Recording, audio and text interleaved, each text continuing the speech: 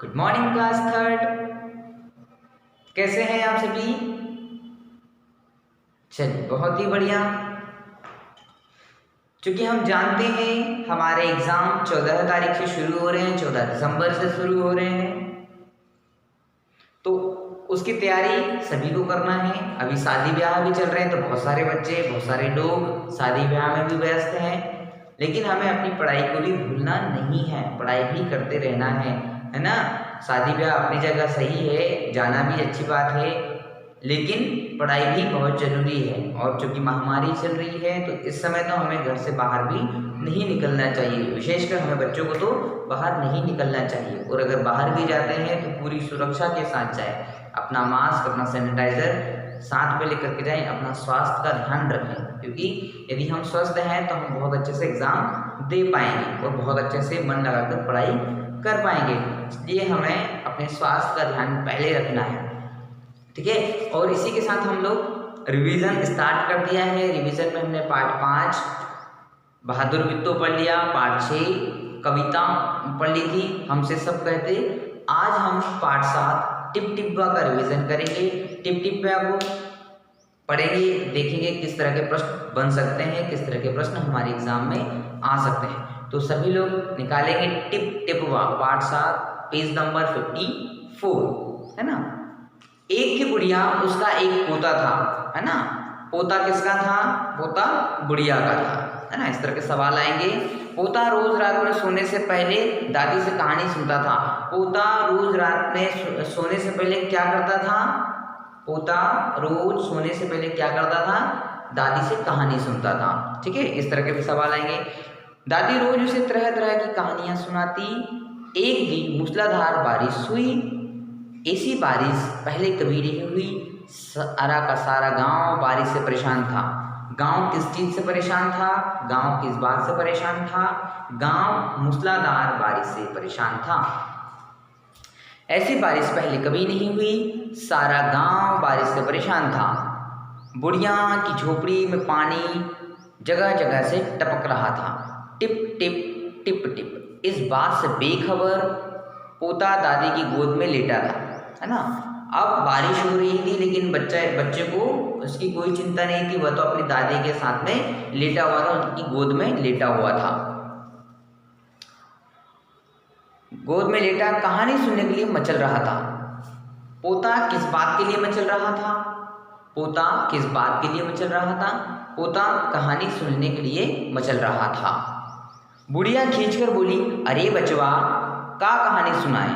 ई tip टिप्पा से जान बचे तब ना, है ना। वो कहता है कि अरे बचवा, दादी कहती है, अरे बचवा, का कहानी सुनाए? ई टिप टिप्पा से जान बचे तब ना कहानी सुनाए, है ना। वो पोता जिद करता है, तो उसकी दादी कहती है कि इस टिप टिप्पा से जान बचेगी तब तो मैं कहानी सुनाऊंगी। पोता उठकर बैठ गया। उसने पूछा, दादी ये टिप टिप्पा कौन है ना। अब उसने पूछ लिया जिज्ञासावश की, दादी ये टिप टिप्पा कौन है ना।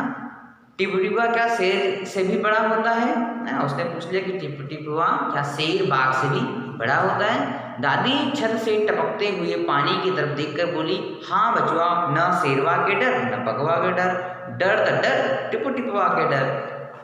तो यहाँ पर प्रश्न आएगा कि दादी को किससे डर था? दादी को टिप टिप्पा से डर था, है ना। दादी को शेर से और बाघ से डर नहीं था, दादी को था टिप टिप्पा से डर। चलिए पेज नंबर 55 पर आते हैं। पेज नंबर 55 पर है कि संयोग से मुसीबत का मारा एक बारिश से बचने के लिए झोपड़ी के पीछे बैठा था, है ना। झोपड़ी के पीछे कौन बैठा था? झोपड़ी के पीछे बाघ बैठा था। बेचारा बाघ बारिश से घबराया हुआ था। बाघ किससे घबराया हुआ था? बाघ बारिश से घबराया हुआ था। बुढ़िया की बात सुनते ही वह डर गया। अब यह टिप्पा कौन सी बला है ना। अब दादी की बात सुनकर के वो डर गया, वो भी घबरा गया। उसको मालूम नहीं पड़ा कि यह टिप्पा शेर और बाघ से भी बड़ा है। जरूर यह कोई बड़ा जानवर है, तभी तो बुढ़िया शेर बाघ से ज्यादा टिप टिप्पा से डरती है। इससे पहले कि बाहर आकर वह मुझ पर हमला करे, मुझे ही यहाँ से भाग जाना चाहिए। तो शेर किस चीज से डर, बाघ किस चीज से डर करके भागा? बाघ टिपटिपुआ से डर करके भाग लिया। बाघ कहाँ छुपा था? बाघ बुढ़िया की झोपड़ी के पीछे छुपा था। ठीक है, बाघ ने ऐसा सोचा और झटपट वहां से दुम दबाकर भाग गया, है ना। बाघ किस तरह से भागा? बाघ झटपट भागा। ठीक है, उसी गांव में एक धोबी रहता था, वह भी बारिश से परेशान था। धोबी किस चीज से परेशान था? धोबी बारिश से परेशान था। आज सुबह से उसका गधा गायब था। धोबी का क्या गायब था? या धोबी का कौन गायब था? गधा गायब था। सारा दिन वह बारिश से भीगता रहा और जगह जगह गधे को ढूंढता रहा, लेकिन वह कहीं नहीं मिला, है ना। धोबी किसे ढूंढ रहा था? धोबी अपने गधे को ढूंढ रहा था। धोबी की पत्नी बोली, जाकर गांव के पंडित जी से क्यों न पूछते, वे बड़े ज्ञानी हैं, आगे पीछे सबके हल्कों की उन्हें खबर है ना। तो गांव में ज्ञानी कौन था? गांव में पंडित जी ज्ञानी थे। ठीक है, इस तरह के सवाल आपसे पूछे जाएंगे, तो आपको ध्यान रखना है। चलिए पेज नंबर आते हैं 56 पर। पत्नी की बात धोबी को जच गई। अपना मोटा लठ उठाकर वह पंडित जी के घर की तरफ चल पड़ा। उसने देखा कि पंडित जी घर में जमा बारिश का पानी उलीच उलीच कर फेंक रहे थे। पंडित जी क्या कर रहे थे? पंडित जी घर से पानी उलीच रहे थे। ठीक है, धोबी ने बेसब्री से पूछा, महाराज मेरा गधा सुबह से नहीं मिल रहा है, जरा पोथी बाजकर बताइए, और वह कहाँ है? सुबह से पानी उलीचते उलीचते पंडित जी थक गए। धोबी की बात सुनी तो झुंझला पड़े और बोले, मेरी पोथी में तेरे गधे का पता ठिकाना लिखा है क्या, जो आ गया पूछने? अरे जाकर ढूंढ उस किसी गड़े पोखर में, है ना। तो पंडित जी ने उसे गधे को ढूंढने के लिए कहाँ की जगह बताई, या कौन सी जगह बताई? गड़े पोखर की जगह। ठीक है, कहाँ बताई? गड़े पोखर में।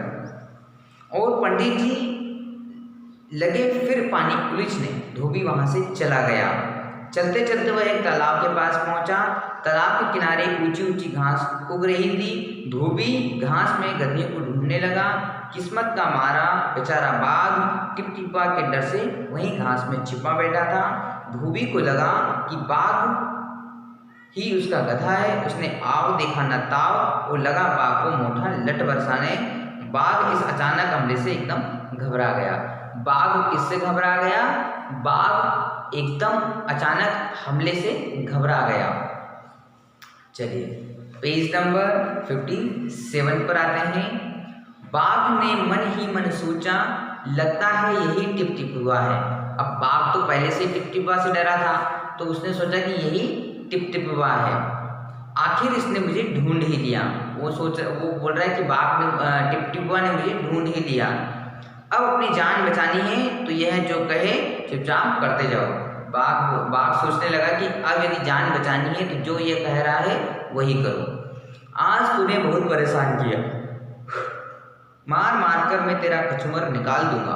ऐसा कहकर धोबी ने बाघ का कान पकड़ा और उसे खींचता हुआ घर की तरफ चल दिया, है ना।